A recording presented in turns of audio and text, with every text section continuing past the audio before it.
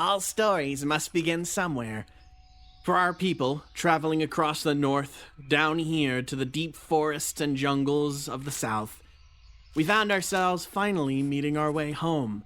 To a new home, one that could accept us. A mountain.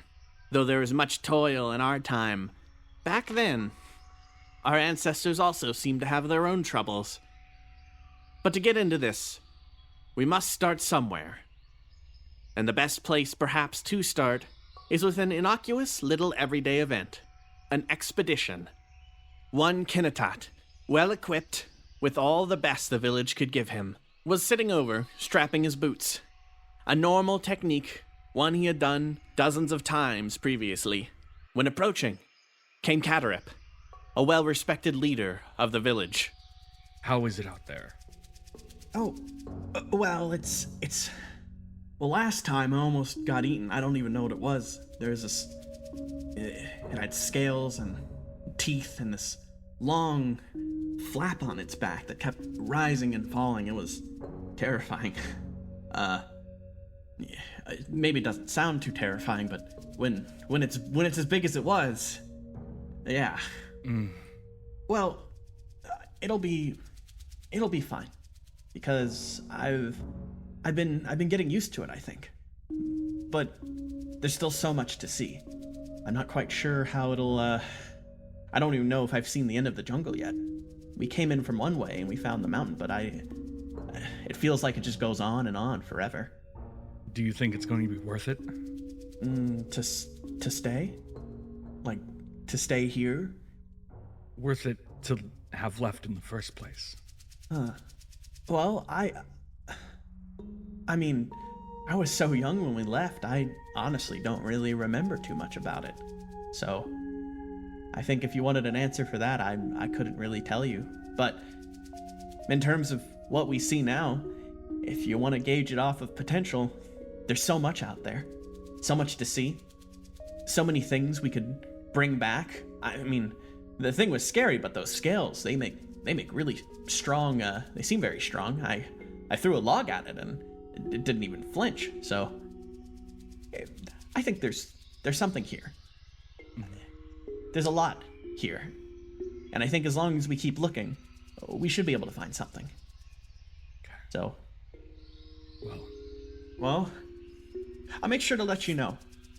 Okay.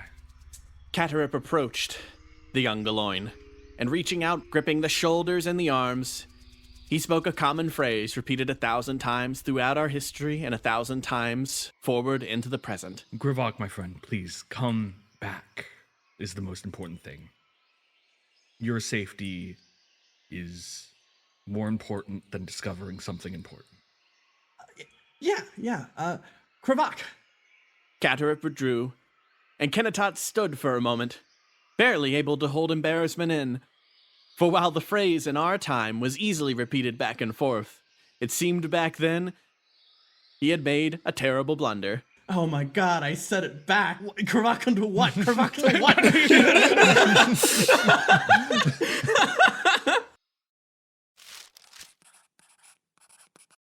While a primary concern is always the ability to eat, to live, within this mountain, a new tradition was beginning to brew, one that had taken head off of our old, steadfast traditions in the north, that of record-keeping, storytelling. But upon this new place in this mountain, we found the ruins of old civilization, and amongst their things, it came down to a few individuals, the story keeper, to try and analyze this history, to understand what had come before, to find any sort of information on our new home. However, while it might come to some surprise that there was others before us, it seems as though, even back then, our concerns were a little more focused on practical philosophy, stories and debates that stretched across Galoin history and time, that of Gwalik Gwal. So, what have you come to bring me today? It's please bring out the pen and paper. Badly. We don't need the pen and paper. It's an abstract concept. We can use our voices. No, For the benefit of this conversation, it must be recorded. First to write recording here is the ever-beautiful, resplendent Theric, a great historian of our times, one who recorded so many beautiful books, though many lost to time. But she, in her long, illustrious robe stretching down with a dark color, she had reached to record these affairs in a paper made probably of some sort of mushroom, a torpid color that with a rather bad smell, at least recorded as such. She pulled out a long quill and began to record the conversation as such. Yes, what is your query to record on this momentous day? Well, as the writer of books, we were hoping for you to settle a very simple discussion on the concept of Gwalik. I feel Gwalik every moment of my working day. Her beautiful yet tired eyes no doubt blinking slowly. To be Gwalik is to feel a sense of community. No. No. What? A figure most recognizable to many in our village, Yayo Yayo, the mother of our dear Yayo Yayo Yayo. Her cloak billowed, bustling out as her shroud puffed up, a large mat of fur and otherwise just bringing out and expanding her form due to her irateness over the conversation. Community, what we seek in the bonds of others, those are simply transient passages of the flesh. That is Gwal! That is not a lasting thing. It's not Gwal. Do you not have family? Oh, she did at one point. Family is a passing thing as well. The form of Yayo Yayo once more drew to her full height, not too impressive, but still illustrious and grand. Gwalik is what we commit to our great pages. None would have a better understanding than our book writer Theric here. So, you say that Gwalik is your working day. You say that Gwalik is your community. For me, Gwalik is when we function perfectly and completely, when we are safe. Gwalik is a deep feeling that begins in the belly and spreads to the limbs. Gwalik is something that we can only achieve when we have full food stores, and when we are allowed to write and perform and grow as people. Gwalik is not made with the connection of others. Gwalik, that is a simple deception of the mind. What another I person... will stop you right there. The woman in opposition to Yayo Yayo was Great Mother Kukentar, by the looks of it, holding a more spiritual position that has since been lost to us. A person of traditions, and in this case, she was near diametrically opposed to the old nobility. The deception of the mind, completely incorrect. The reason we write our books is to pass it to others. The reason we do anything is for others. It's for our community. To be Gwalik is to live for others. That is Gwal! That's Gwal! Theric!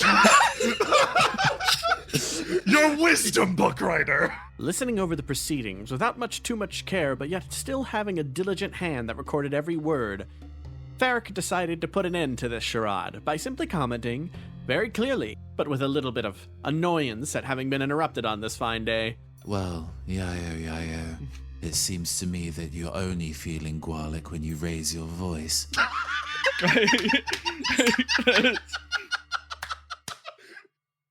These pages before me show a messiness between the relationship of Kukentar and Yayo Yayo, one of which a steadfast ruler of a practical kind, a chiefess that would now try to bring the entire village to safety at the cost of everything else, and one Kukentar who would try to maintain the tribe's traditions as we went, the one we thanked for many of our traditions to be held. They were, the both of them, old powers, from the old ancient village in the north that had traveled far from those lands.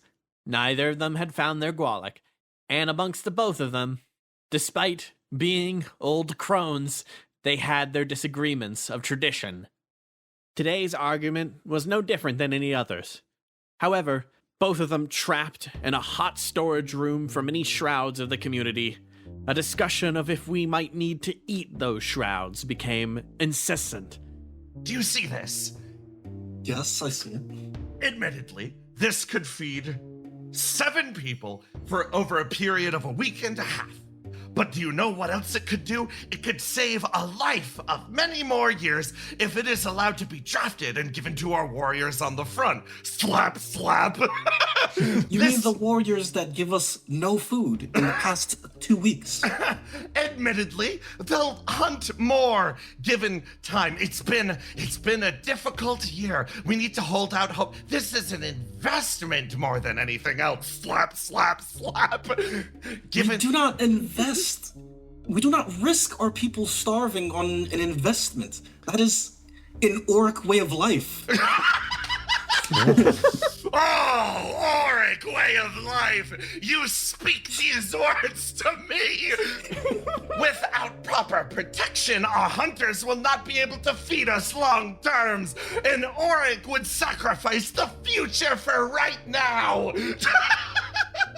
Yayo huffed, sitting down with an impact against a chair. Fine then, let's hunt through and what is your opinion on ceremonial garb? It can stay. The one thing I would have sacrificed! You would sacrifice ceremonial garb faster than you would sacrifice armor. And Orrick would hold on to the ceremonial garb! I'm leaving. That's no. I cannot speak on this matter any further. Okay, wait. This might be the worst possible solution, but perhaps a little bit of each. What? Just the shorten the length of the garbs? Some of the hunter's garb, we deploy fewer hunters, but we still keep them well armed. And we cut back on the ceremonial garb slightly, and maybe we have fewer priests. It's sort of an even ground. It doesn't satisfy anyone, but calling me an Orrick. Yes, it'd keep me happy as I could still continue the ceremonies. All right, Crevak. Within our culture, so spanning and long throughout history, but also so forgotten, as I look at these pages, I find myself shocked by the things I see. But not of the grand reveals or that which I have not heard of between the many older peoples of our generations, but instead the simple things. Upon this page, I see the words, Golo-Golo. These words. They are not ours, as I have come to find, but instead, as Theric writes it, they are a part of the language that was left of the people long lost. They are, by mere coincidence alone, 2 words repeated, hyphened away from each other and standing as a repetition. A greetings in their language, which also seems to translate, rather easily, to be adopted by us as greeting. In this way, we have seen the youth and the new times come together and shift away from the tradition we have seen ever so far. In one such example, an adoring little fan ambushes their shining idol, who simply was trying to piece quietly in the woods for more inks to write with, when a rustle came from behind, and a shock. Oh, Golo-Golo! Golo-Golo to you. Theric, what are you doing up here? Yes, Kinnit, I was, going for a walk. I figured a change in scenery could bring me closer to Gwalik on this day. So, I wanted to change it, and what a momentous occasion to see you. Yes, I was... The young explorer, Kennetot, began rustling around inside of his bag, digging out through a pile of sticks, rations, knives, sharp objects, and otherwise berries. Do you need berries? I think I have a couple. Oh, you don't need to. No. Good Gwalik to share with you. I'm very, I can go get more. The berries are actually kind of easy for me to get. I know how to get them without accidentally popping them. And then in that moment, suddenly, from behind, arrived Yayo. Golo-Golo! Gatar. Oh, guitar! Guitar to you as well. Golo, you sound like a cave owl. I'm sorry. I thought I heard you all conversing over here. What exactly are you looking for? I am in need of more ink. The book is not yet complete. Are our stores insufficient? And you! Yes. You were due back from patrol not 20 minutes ago. I was just, I bumped into Theric, and I was just, I heard she needed berries, and I was going to go out and grab some more. I have everything. And the noble Theric put their hands on Kinatat's shoulder and pulled him close to whisper into his ear. Crevak with what's going to be happening to you. And after saying these things, she departed. But then, at that moment, Yayaru's form shifted slightly. Demeanor switching from one way, that of a public chiefess, to a more scrungled, softer type. Well, we better find those berries soon. She has very important work to do. Yeah. Our ancestors split so many different stories of disagreements, concerns, trusts, and also dangers.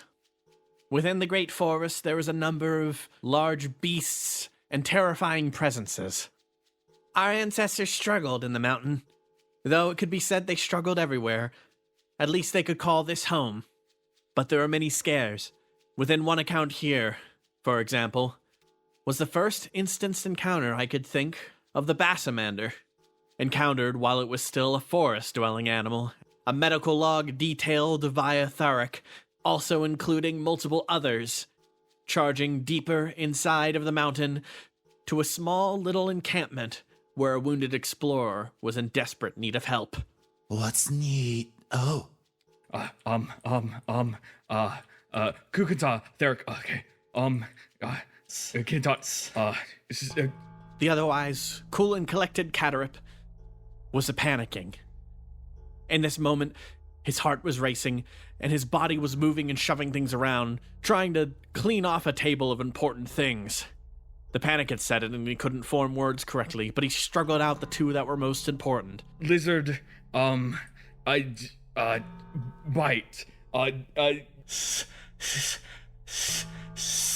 The sound akin to hissing. The s of a Galoin crying out in pain. Have patience, everyone. This is noted in the texts. We don't need the texts. We do. If we apply the venoms of the various creatures around here operate in different ways. If we apply the wrong remedy, it could make things worse. Do we know the cure? Did someone write it down? Of course, I remember. With a rush, Theric marched herself off to the books on the wall. She started flipping through them while Kunikanta started to mutter in the background, moving about, pacing. But Theric remained vigilant. As she stepped forward, she eventually pulled out a book. She was reading and repeating words from a language I did not know, the language from the lost, until eventually she managed to piece her way through and find the exact remedy in question. And with a triumphant muttering, she spoke again. It will not pass. Theric rushed to the multiple berries that were used to make inks, and assembling a bunch of them, turned to Mother Kukanta. I'm going to need your help, Mother. What do you need? What am I looking for? It is at this point that the narration decreases, for words had been abandoned. With a bond of travel so well forged, it was at this moment that Theric began gesturing and gesticulating wildly at different things in the room, and so Kukanta went, marching off, collecting them assembled, and then putting them all together into one big concoction. Behind them, Catarip was patient, though perhaps a little impatient with his treatment of Kinatat, as he held the boy and tried to shake him to make sure he was awake, perhaps shaking a little too hard on his own admission later. But eventually, the concoction had been assembled. No, it will pass. Okay. I think you have it, Mother. You're always the best cook. Thank you. I have to move his mouth. He's not chewing. I got it. Catarip took the concoction and then began to chew, grinding it down to a gruel that could go down the explorer's throat, pushing the chin of the boys up and down and trying to lift it to allow him to swallow. It was successful. And as Kinnetet started to regain some functionality, for a moment before the pain started returning, there was just an ounce of sarcasm. The hunter's pride and the explorer's wit came out in a place when, if fully sober, would never, at any point, be expressed towards his elders. Gwal. Good food.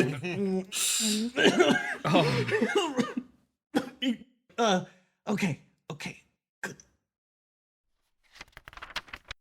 Oh, wow. This is... Even back then, they were arguing what is true Gwalik. Yeah. Some things never change, I guess. I suppose they don't. You think we'd come to an answer by now? I guess we're all pretty lazy. Or the It's funny, you don't really talk too much about Gwalik, or at least it's a word I know, but I was expecting it to be something more commonly discussed. wait, hold on. Haven't we been talking about it this entire time? Our interpretation of different life books, the meaning of shrouds. It's literally, it's all Gwalik. Yeah. Oh, I mean, I agree. It's just I suppose it's... It's all Gwal. I don't know about that. Here we go. Now, let's not bring the mood down. I suppose it makes sense when you bring up the word, it has a lot of... Well, that happens. So I think it's just become a cultural thing that people speak of these matters, but they don't make it about the exact definition of Gwal or Gwalik. I apologize for changing the topic to this, but it's like discussions of politics itself. Rarely do you go, we are talking politics right now. More it's just we are getting into discussions of direct implementation of different things. Sorry, this is... No. It makes sense. And, well, it's silly, but I always wondered why this kind of shade of chili blue that I like to wear has always been my favorite color. I don't know, it's the small things that line up, I guess. Yeah. That sounds like Gwalik to me. I feel... Hold on. I considered something to myself. I looked over at Gartrinus and quietly tapped my fingers on the table. Comprehending the ice fields and the longing I suddenly felt for them, suddenly I understood his perspective a significant amount more. I don't know. When I traveled here to spend time with all of you now, and I figured I would be able to connect with a bit of history that I'd lost or wouldn't be able to learn from a book, and it turns out that not only have I connected with a massive piece of history, it was in a book after all. I can't help but feel kind of cheery about that. You know, fair enough. I'll drink to that, I say, uncorking some of the gem wall. Oh, right, we can drink a little. Everyone, prepare yourselves. There's a bottle for each of us. A whole bottle? Oh, well, we don't have cups, so there's no choice. Well, Melanius! I mean, we could share, but... Melanius! I heard a voice calling out for me as I kind of came around the corner. Yes?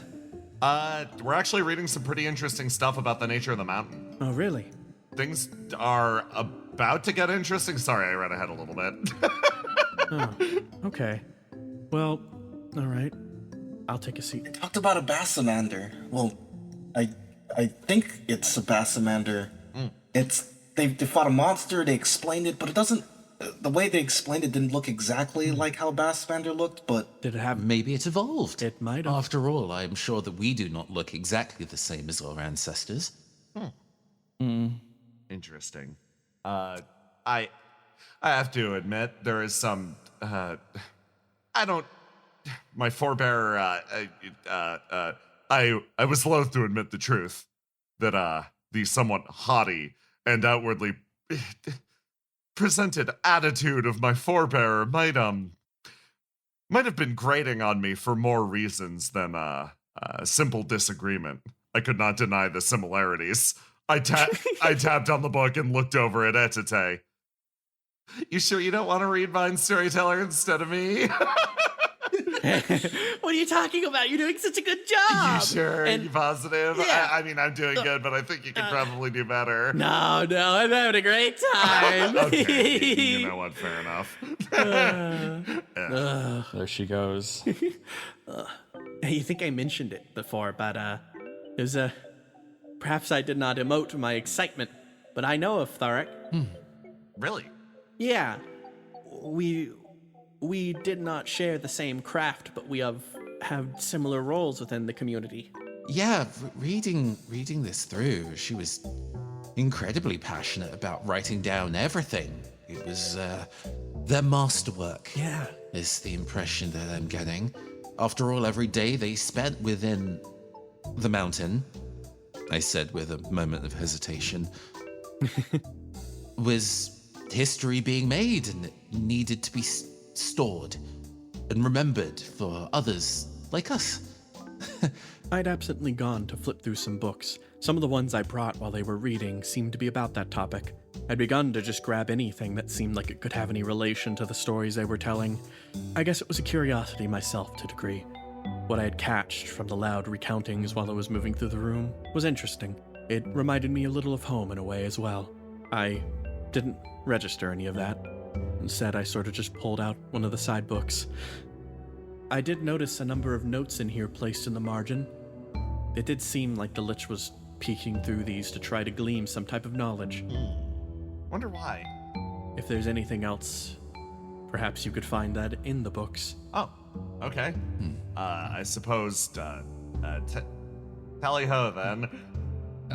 One question though. Mm-hmm. Archiness, Melon, are there any Gloins left up north? I don't know. The question caught me a bit off guard. I've never heard so. If there were, it might be a question you'd want to send to Cyadopt instead. Judging by her appearance, as much as I don't want to judge by that metric, it is the case that her fur is much fuller. Her lineage probably dates back even closer to then than yours. Though, perhaps of a different tribe. I'll keep that in mind. It's interesting. I mean, I guess I always dreamed of coming back here to visit and connect with my ancestry, and it turns out that it's a lot longer than that. And well, maybe I'd like to visit the up north too. Same, actually, now. But here's the question, Gartrinus, what happens if you go there and you discover more books that turn out we came from somewhere else even? I found myself tearing up slightly and wiped away a tear, not really knowing why. I suppose it means that we'd have to travel all over the world then. Doesn't sound that bad. What? I think to myself, if we couldn't live up north and we had to come here, if we went up north and found out that they had to leave somewhere else, our people found homes constantly, seemingly left so many times. Would it happen again? All right. Well, let's get reading again, all right, everyone? Right, yes. Right. Okay, so with that in mind, I am curious myself. I wonder if there's any listing of the mountain we could maybe find. Maybe, okay, everyone find your first mention of the mountain. Well, okay, we have that. I mean, the first mention of... The band name? The name that we can't say? Yeah. They say it so often in this book like it's not banned. It hurts to read a little bit. Yeah. Let's just find it. I'm sure they're going to start talking about it more in detail soon. So let's see. Oh, that's interesting. I found a topic of discussion here. It's about... I noticed her face kind of sunk a little bit. Oh, yeah. Okay. Everyone, I think the best place to start seeing this, because it starts coming up more, try to find the first instance of when they start talking about the humans.